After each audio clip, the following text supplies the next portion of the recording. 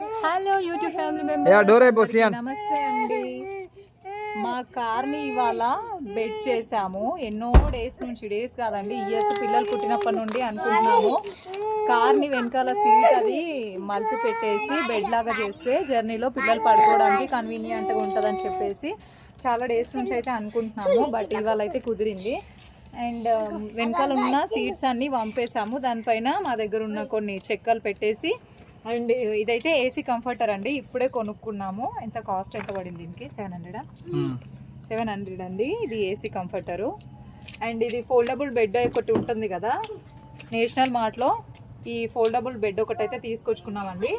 ఇంకా చెక్కలు అయితే వేసాం కదా, ఈ బెడ్ లాగా సెటప్ చేసాం కదా, దీనిపైన ఈ ఫోల్డబుల్ బెడ్ వేసి కాదు వద్దు అనుకున్నప్పుడు మళ్ళీ ఫోల్డ్ చేసి పక్కన పెట్టుకుంటే అయిపోతుంది. ఇంకా పిల్లలు జర్నీలోకి వెళ్ళి పడుకొని చలి అలా పెట్టినప్పుడు కొంచెం ఏసీ కంఫర్టర్ ఇది కొంచెం బాగుండేనండి, మంచిగా అనిపించింది. ఫ్రంట్ బ్యాక్ డిఫరెంట్ కలర్స్ అయితే వచ్చాయి. సో ఇది ఒకటి తీసుకున్నాము. అండ్ ఇంకా దీన్ని ఇప్పుడు మళ్ళీ సెట్ చేయాలి. కింద మేము పరిచిన బ్లాంకెట్స్ అన్నీ తీసేసి ఈ బ్లాంకెట్స్ ఈ ఫోల్డబుల్ బెడ్ వేసి దానిపైన మళ్ళీ బ్లాంకెట్స్ అయితే వేయాలి.